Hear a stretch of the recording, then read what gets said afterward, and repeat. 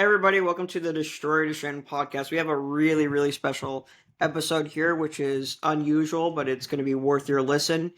Today I have with us three different people, and we're going to be talking about a new book that is a fictional book that is inspired by his brother who had Duchenne muscular dystrophy, but it's going to be absolutely amazing, and so you want to listen to it. So we have three different guests. One of them is Dr. Kevin Counterman, and he's a neurology resident at Walter Reed.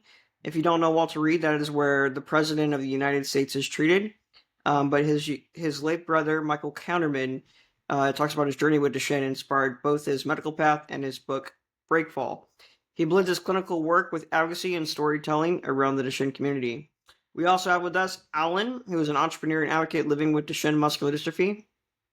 He serves as vice president of All Wheels Up, working to make air travel wheelchair accessible, and sits on PPMD's Adult Advisory Council to represent the voices of adults with Duchenne and Becker.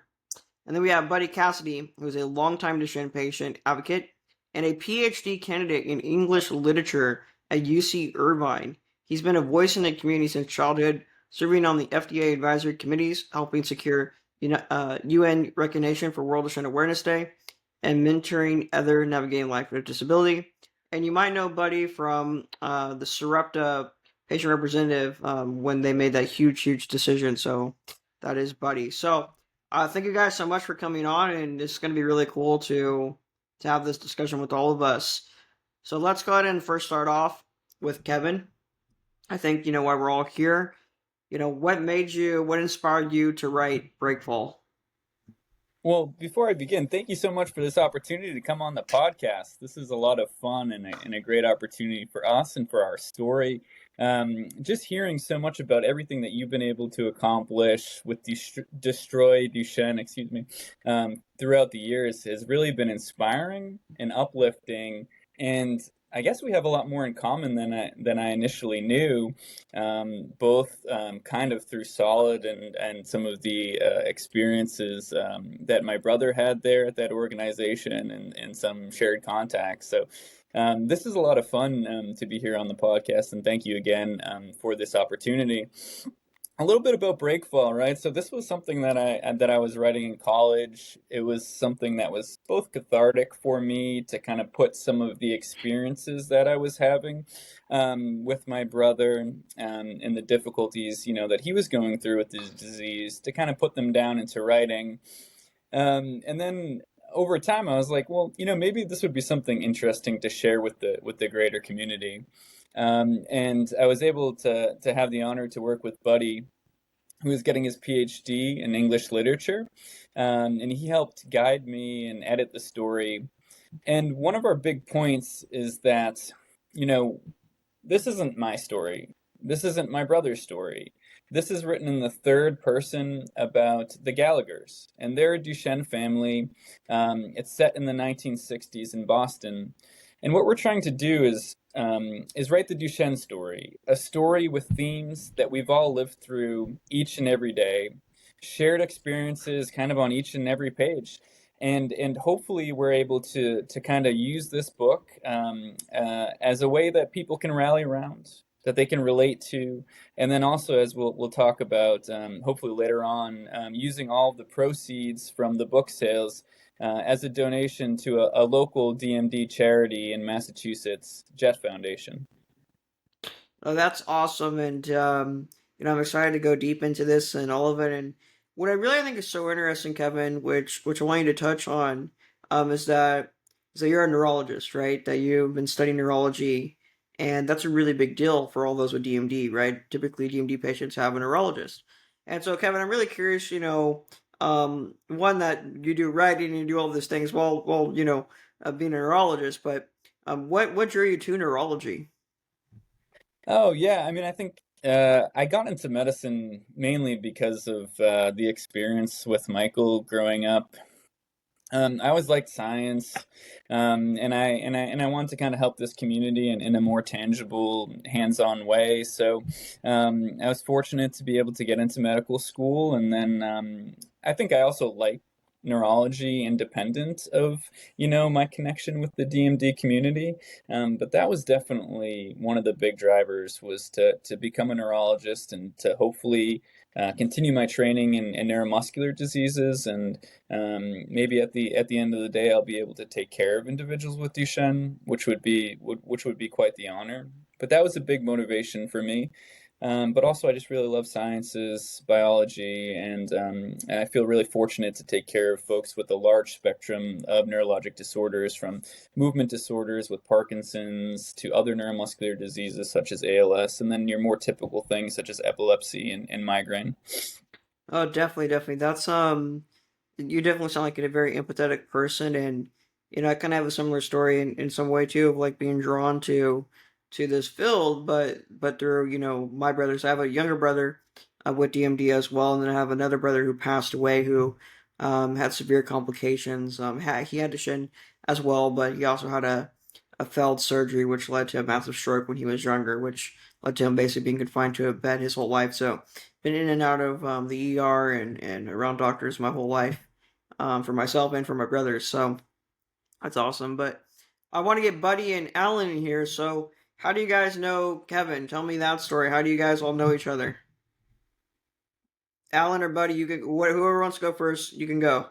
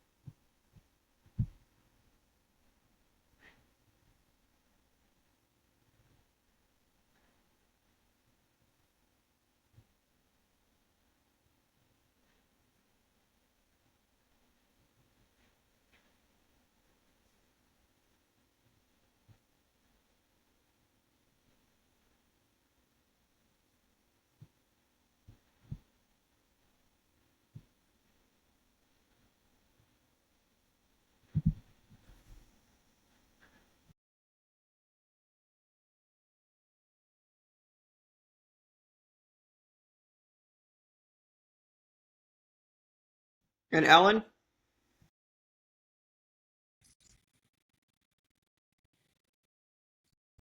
Alan, we can't hear you. I'm not sure what's going on. Um, yeah, we can't hear you. We can we can go back to you, Alan, once it gets figured out. I'm not sure what's going on with that, but I will say, I want to note that I've had the privilege of working at Solid Biosciences, and I actually gave their speech there years ago, and we introduced the Counterman Cafe, and so I was the one to give a speech. And so I had a former colleague there who's a really, really good friend of mine now. I consider him a close friend who talks very highly of Michael. And actually, when I went there in Boston, my first time in Boston, I absolutely fell in love with it. But I remember it was raining outside, and I was inside waiting for my ride to arrive. And I'm sitting down with my colleague, and we're saying he was telling me all about his first friend at Solid, right? And his first friend was Michael. And the more and more I learned about him, the more I wish I had the opportunity to have met him. And he loves sports, and he's a really good person and cared about people and put out his for himself. And that's my kind of person, right? I love sports, and I love people that are selfless and philosophical minds. So to have this book be inspired by him, I think is incredible. But what I wanted to ask is, what do you think Michael would say about Breakfall if he could read it today? Oh, that's a great question. I think he'd be, really proud that Buddy and I put in all this effort and work into encapsulating our story. But I think what he would be most fond of is the fact that we're using this story to support a local organization, and that we're not making it just focused on Michael, right? And we're using some of the things that he went through over the years to kind of speak to the strength of all you guys. And what I'm always so impressed with and inspired by is not just Michael's tenacity, but the tenacity of all young men who are living with this disease. and the strength that they put their best foot forward every single day. And I think that's something that we were really able to capture in the character that kind of represented Michael, or represented all young men with this disease, is that they, the first line in the book is Rudy, and Rudy is the character with the MD, and the first line is Rudy Gallagher steps up to the plate, because the opening scene is about a group of kids. They're all about 10 or 11 years old, and they're playing baseball. And this is our first look at the difficulties that Rudy Gallagher faces with Duchenne, is that he's struggling to play baseball. And in the years prior, he didn't really have that much difficulty, but now he's toe walking more. He's falling more frequently. He's having difficulty just holding that bat over his shoulders. But the very first line of the story is Rudy Gallagher steps up to the plate. And that encompasses the tenacity that Michael had, and that so many of these young men with Duchenne have, is that they're able to just face each day in the face of such ongoing adversity with such courage and with such optimism. And I think the other thing that Michael really would have loved about this book is that, it shows the difficulty that he had to go through, and that so many young individuals with Duchenne have to go through. But he did it with such joy, with just this endless hunt for laughter, for fun, to find strength within one another and within this community. And so I think that's what he would be proud of. He'd be proud that this is a story of hope and of tenacity in the face of adversity. Yeah. No, I really love that. That you step up to the plate, right? And that's really what's demanded of people with Duchenne every single day. Is are you going to show up today and face it, because there's no days off, right? It's not like, well, I'll take a break and I'll deal with it next week. It's every single day, every minute of your life. You're constantly battling that adversity, and so I think that's absolutely brilliant. It's shows you what kind of author you are, right? Where you can combine, a figurative line but also a literal, and so I think that's really smart. Alan, looks like we got you back now. How do you know Buddy? How do you know Kevin? Can you fill us in with all that? Yeah, absolutely. Yes, I came in quite late at this project just to help Buddy and Kevin promote it. But yeah, I've known Buddy ever since I joined the PPMD Adult Advisory Committee. We were on it the very first year. And yeah, it's great having Buddy back. And I met Kevin once or twice because I was kind of close to Michael because I lived in Massachusetts as well. He lived a little far away from me, but I was close with him. I went to Camp Promise with him a few times, and yeah, I met Kevin one time at Michael's house, which was a great experience. This must have been probably like 8 years ago or something like that. And yeah, Michael is a great guy. Just his career and just story with Solid was really impressive. And yeah, it's something I wish so many DMD companies would offer that opportunity to people like us, because he really had a huge legacy at that company. And yeah, it was a great thing to see. No, 100%, 100%. I mean, I know that from working there, that he was touched so many people, and they still talk about him to this day. Buddy, question for you now is, what was your contribution to Breakfall? We know that you are amazing at literature, getting your PhD. We know you know how to write. We know you know how to think about these things. So tell us, what was your contribution to Breakfall? Sure. So I remember when Kevin reached out about Breakfall and asked me to look at the manuscript. And I was just to see what I thought. And I was honestly really touched. Because honestly, I felt like I was still reeling after Michael's death. Looks like we lost Buddy. Yeah, Well, but I think I can yeah, fill go in a ahead, little bit please. there. One of the reasons why I was so excited to partner with Buddy, aside from the fact that he's been a lifelong friend and someone that I've worked with and looked up to. I think everybody in the community kind of looks up to Buddy. But we're trying to write this book as the Duchenne story, and I know it's kind of like a lofty goal, but obviously I can only write from the perspective of the sibling. And I really wanted to make sure that we had the voice of an individual who has lived with Duchenne, and to provide that perspective. And Buddy did such a great job with the epilogue. I tell everybody that, Buddy was able to capture all the themes and things that I was trying to do in 75,000 words, or about 250 pages. His 15 pages at the end, he was able to accomplish that and much more. It's definitely the anchor to the book and probably the best part of it. So if you only have a chance to read some of it, definitely just head to the epilogue, where you'll land on some beautiful words written by Buddy. No, I think that's absolutely amazing. We have a neurologist. We have an older. Were you older or younger than older? He was my older brother. He was 2 years Older. older than Okay, me. older. So we have a young brother writing, and then we have an actual longtime advocate who's a brilliant writer, also writing. I think that makes a great book. So, Buddy, going back to you, I have another question for you. You once said on the Handicapable podcast, and you said, "quote This is a whole family disease," and Breakfall reflects that. It's not just Rudy's story, but the Gallagher family story. Did you draw from your own family experiences when writing about those dynamics?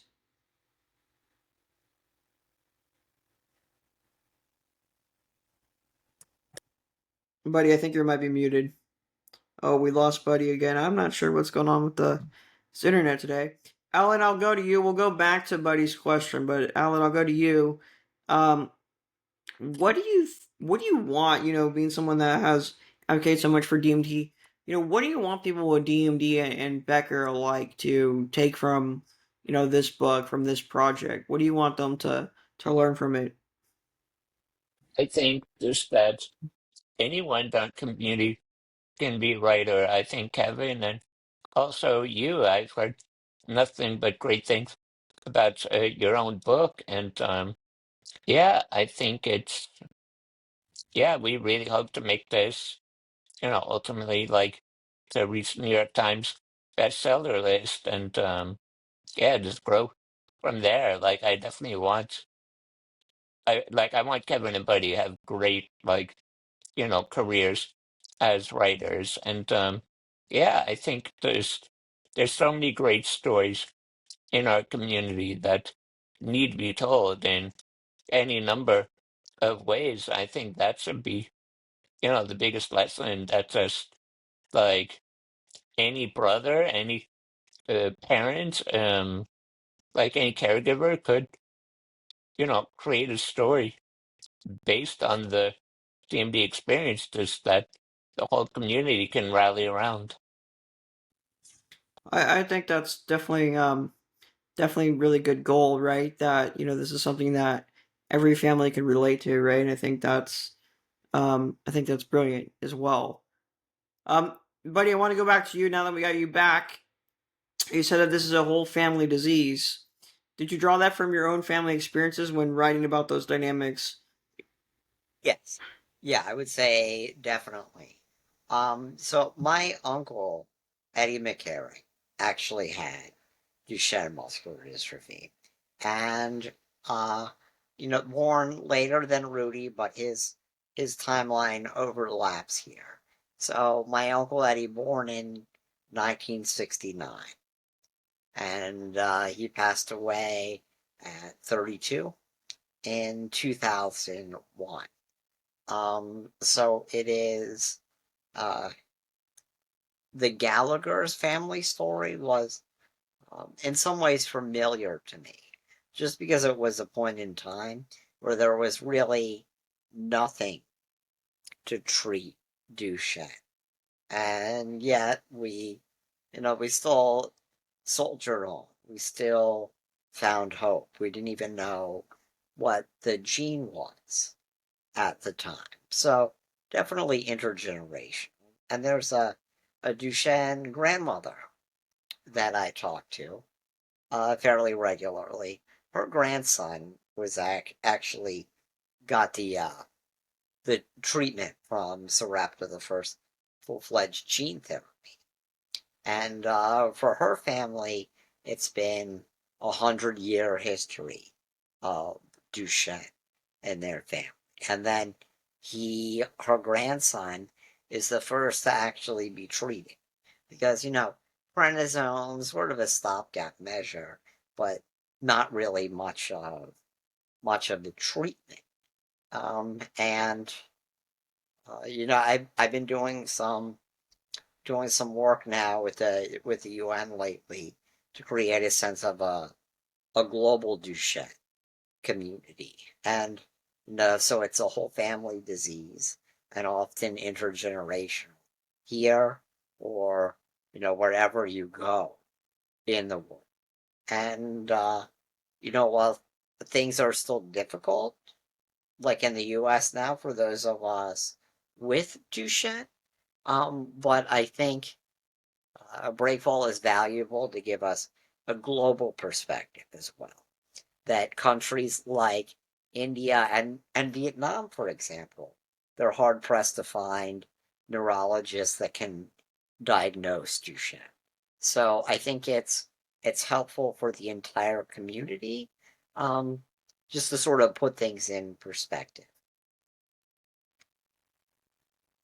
No, I think that's great. I think about that a lot, with the work I do with Destroy Duchenne. I want to be able to get therapies that I'm working on helping advance.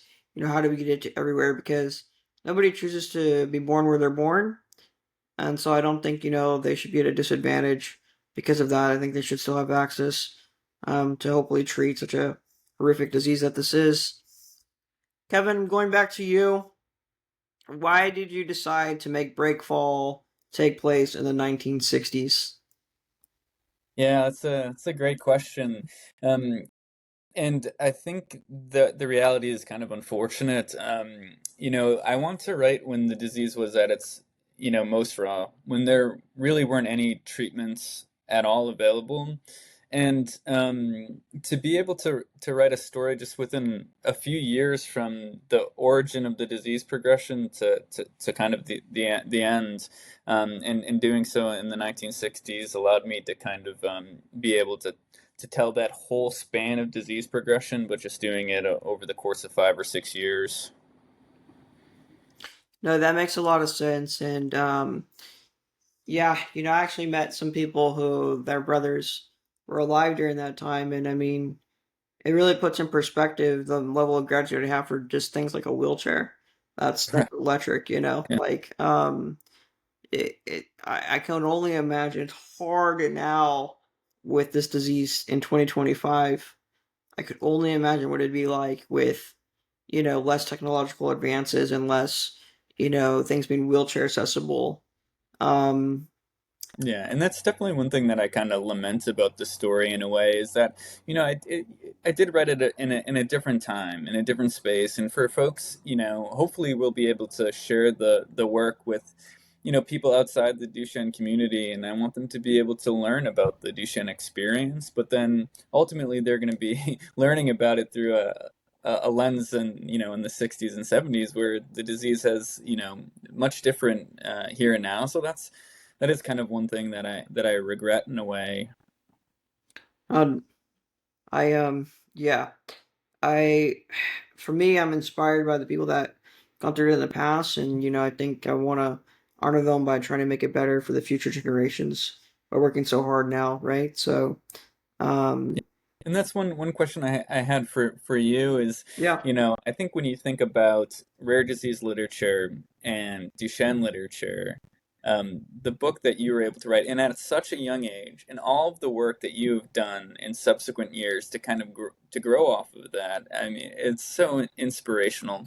And so, what advice would you have for us, for our project, and for other people who are just starting out and want to share their stories, whether that's through literature or through short clips or other art mediums? Like, what advice would you have for us? And Yeah, no, I think that's a really good question, and I could go on and on about it, but I think what I would say, is definitely be vulnerable. But I think that's one thing. But I think be authentic, right? People want that in today's world, and so going out of your way to tell the real truth and to tell it with such authenticity and to relate it to other people, right? Like to me, my wheelchair is just a symbol of suffering that a lot of people that like you talked about, like people with Parkinson's can relate to. My mom right now is actually at the hospital. She was diagnosed with stage 4 pancreatic cancer. Oh wow. And so, I feel like we've been battle tested and all of that with my brother Max and my brother Kai and myself. Um, but I bring that up because I see my story, even though it's my mom, being able to kind of better relate to her now and to help her get through this and still being optimistic and doing everything I can for us to have a chance at beating this terrible disease known as cancer as well. So, I think though, like being consistent, definitely putting stuff out there and not being, not being upset if you don't get a lot of traction at first, because eventually, you get one, and then you get two, and then you get four, and then it becomes eight, and then 16, and it just starts to compound. But I think you just definitely just keep trying and I think it's easy to keep going after something when you're doing it for a bigger reason, right? Like this is a bigger reason than just being a successful author. It's like this is a mission that can transform people's lives, that can minimize their suffering. So I think there's a lot of motivation behind this project, behind this book, behind the work that you're doing to help people with this disease. Yeah, absolutely. And thanks for sharing that. And hopefully, offline we can talk a little bit more. I mean, just the more we speak, the more I'm Yeah. impressed and inspired by you. I mean, I think, and I didn't even know that we had all these shared connections, and that shows the Duchenne community. It's very interlinked. No, Like definitely. Um, we're all crossing paths with one another. It's quite something. Definitely, and I like that about this community, right? Is that everybody can relate to each other, and we all need each other because you need each other when you're at your lowest, and this disease does bring you down. But we have all of each other to keep us up, right? And so we'll definitely connect. But question again for you is what were your favorite parts of this, like to write, and why?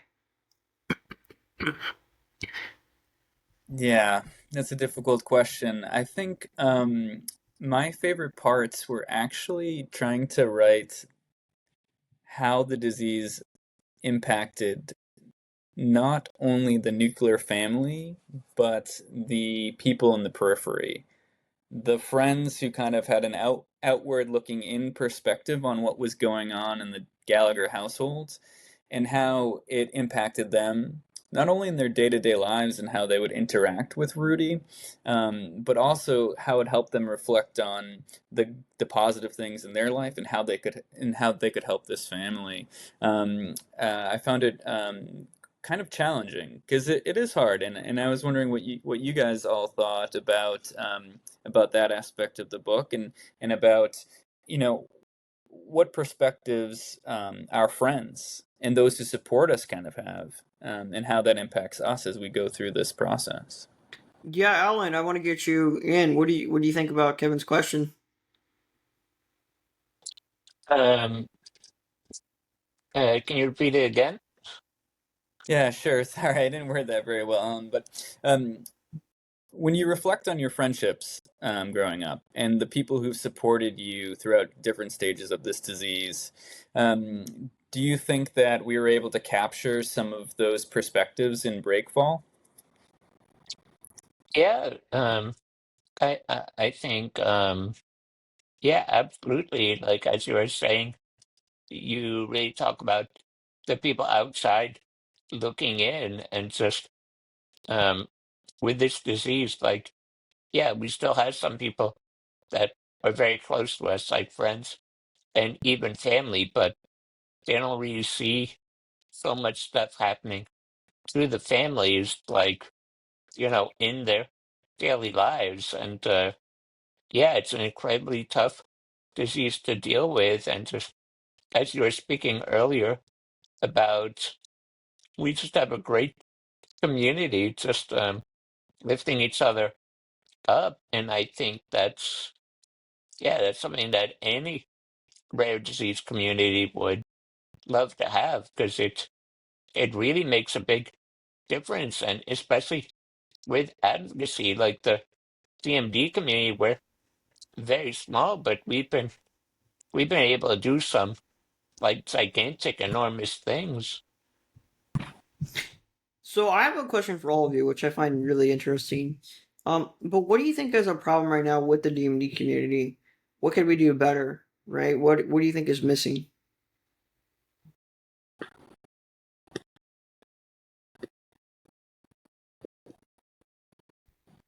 Anyone can answer that. Well, so I think one thing is, I was talking about the advocacy. I think just having more people see like the power of it. Like we're very close to Parent Project Muscular Dystrophy, and they have their advocacy conference every year. And just yeah, there when we ask like Congress to like pass, like legislation and fund research, like we have such a great community of people all throughout the country, and like pretty much every year we get everything we ask for. And yeah, I think just having everyone in our community see the power of advocacy and using your voice, like yeah, it's fine with not speaking and being quiet, but just like everyone's voice makes a tremendous difference. And I think, yeah, I think it's tough to, especially growing up with DMD, it's tough to realize that your voice and your actions can make a tremendous difference in, like ultimately defeating this. That's a great point, Alan. And just to build off some of that, I think, one issue, and maybe just from my perspective as a sibling and kind of always just being tangentially involved in these different communities growing up, mainly with Jet Foundation, who we're supporting with the proceeds from this book, but then also Parent Project Muscular Dystrophy, the Muscular Dystrophy Association, and then all the hospitals that I've been fortunate to work at over the years. But I feel like there's a very fractured, fragmented subsections of the DMD community, which is unfortunate. I think everyone wants to tell their story. Everyone wants to have their charity. Everyone wants to have, their angle in which they're contributing to this disease, which is fantastic. But at the same time, it feels like they're just puzzle pieces that aren't connecting. And I think just working towards more collaboration moving forward would be great, because at the end of the day, as you said, we're all fighting for the same thing. Yeah, I think it's Kevin. That's a really big point, right? That I don't know people don't talk about And enough publicly, hello. but oh, go ahead, Brett. Go ahead. So I think one of the important, well, a thing I would like to focus and prioritize right now, and this we worked on this at the PPMD convention this year, but this shift from not just surviving with Duchenne, not just living, but living and living well. I am born, I was born at a place and time where I have, uh, No, I agree with you. Right, it's more than just surviving Duchenne, but thriving with Duchenne, right? To live a well, meaningful life. So I think that's absolutely true. I'm curious to get all your opinion on this. And then I'll have about a couple more questions, and then we can wrap this up. But what are some things in science that you guys are excited about for the DMD community? What has your interest right now?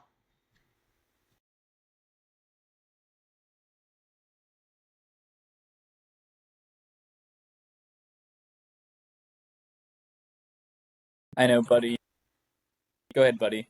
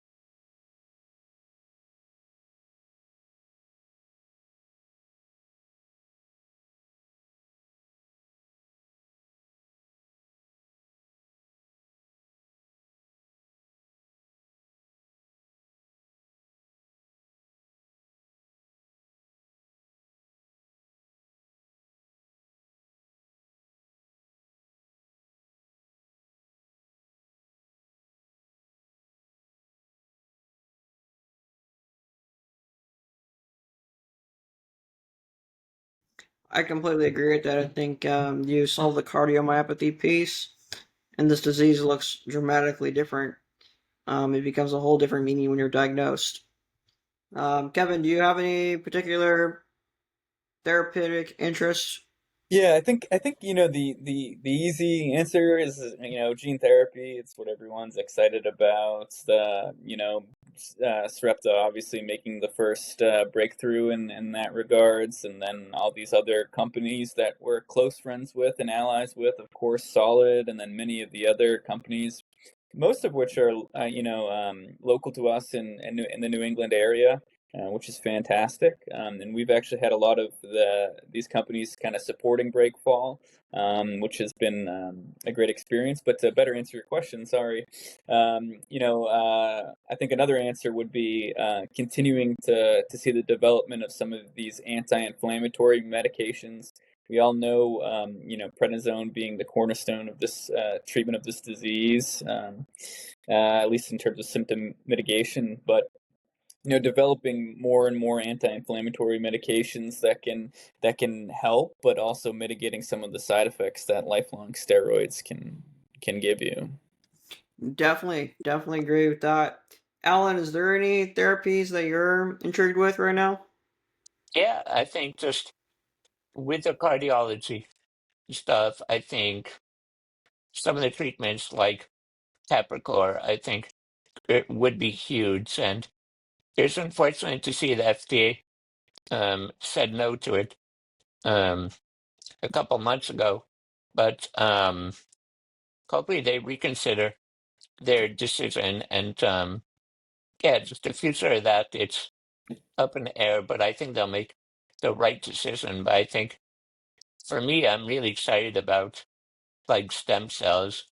I think those, like, if, with the current ones already on the market, like exon skipping, if you combine that with like Capricorn, you combine that with Duverzat and, with steroids, but with some of these stem cell things and like other ones like Edgewise and the company that Eliza is very close to, Satellos, I think what they're working on is very encouraging. But I think, yeah, for me and Buddy, like I just turned 35 a couple months ago, and yeah, just we still have a lot more we want to do in the world and contribute. Like I'm excited to see when Buddy finally finishes his PhD, what he'll do next. And yeah, for me, everything's going great in my career and personal life, and I've never been happier. I've never been more accomplished. And there's so much more, like, in the world, like, that I want to do. And, like, for lots of it, like, it'd be nice if I could live to 100, but with those of us with DMD, if we could get it, like, if we could get the average lifespan to be like Becker, which is 60, I think that would be enormous. And yeah, with DMD, I'm not quite sure what number they currently use, but just not even like 9 years ago, we finally had exon skipping, and now we've 8 different treatments on the market. And I think just, yeah, I think just the trajectory and just like the expectations of DMD, it's completely changing. And yeah, I think we'll absolutely have a cure, hopefully in me and Buddy's lifetimes. But yeah, I think, yeah, it's definitely possible. It's just when that happens. But yeah, I'm excited to see what our community and, like science and pharma are able to do. No, it's definitely exciting times. I work really close with all the biotechs, and I'm a science nerd, so I could live in theory all day with you if you want. But um, question for you, buddy. Last question for you, and then we'll kind of wrap this up. But buddy, I think this is fitting. Do you have any advice for inspiring writers? Those who want to tell a personal or medical story with such authenticity and honesty, and make an impact. Do you have any advice for writers?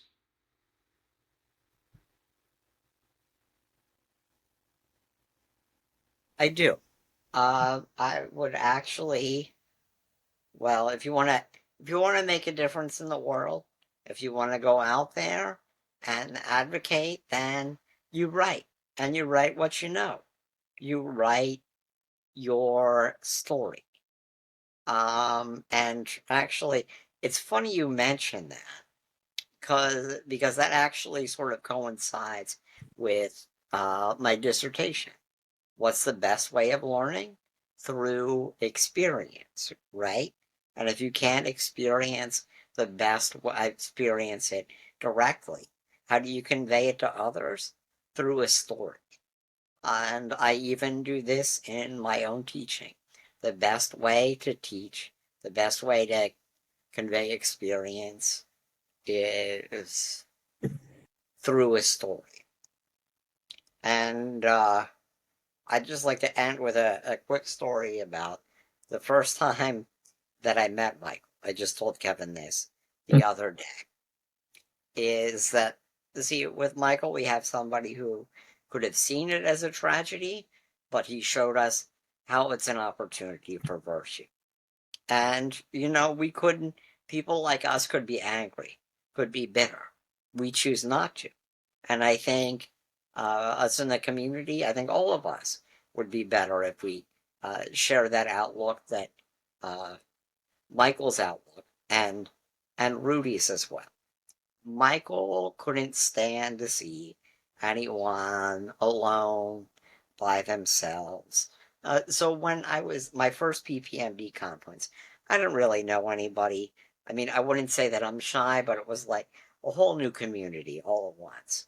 He saw me eating by myself at the hotel restaurant, and he's like, "Do you want company? Are you sad? I don't want you to be alone. Are you okay?" And then I was like, yeah, I'm fine. Like, stiff upper lip, And then Michael comes over 5 minutes later, and he's like, no, you come over here. You're sitting with us.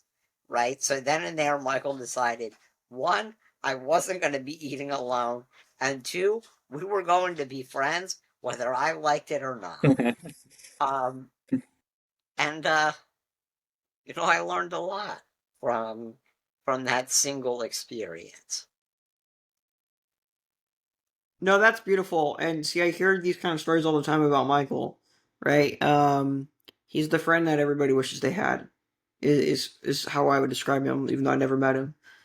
Um, so I think that's a beautiful story to close us out. And Kevin, I want to give you the last word. Do you have anything that you want to tell the audience before we go? No, I just want to mostly thank you. Thank you for having us on your podcast. I think all of us, who are trying to make our headway in writing in this space, I think we look up to you, to the work that you were able to publish, and all the great things that you've been able to accomplish over the years. And I think what makes this community special is really the young men who have this disease, and how they constantly carry the torch forward, one day at a time, one step at a time. And what you guys have been able to do is incredibly inspiring and uplifting. And if there was one takeaway from Breakfall, it's the strength of this community, and that it is a community. It's not just the individuals, it's not just the singular families, it's the friends, it's the siblings, it's the cousins who rally around those individuals with DMD and help them achieve a great quality of life. And it's just so touching and inspiring what you guys are able to accomplish and do on a day-to-day basis. And hopefully we're able to share this book with some folks and raise some money for a good cause. So thank you again for having us on your podcast and for supporting us. No, definitely, and thank you for coming on, buddy. Thank you for coming on, Alan. Thank you guys for Yes. writing this book, and Thank you. It's been a real pleasure. you can go get this book now, right? If you're listening to this, you can go get this book now. Remember, 100% of the proceeds go to the Jet Foundation. You can follow Breakfall on Instagram and Facebook. And a special note, is if you're in the Boston area, Kevin will be delivering a keynote on World Duchenne Awareness Day, which is the 7th of September. So if you want to go attend that, I think it'd be great. But he will be giving a keynote there, and you can have a chance to meet him. So thank you all for listening, and we are going to destroy Duchenne. Thank you.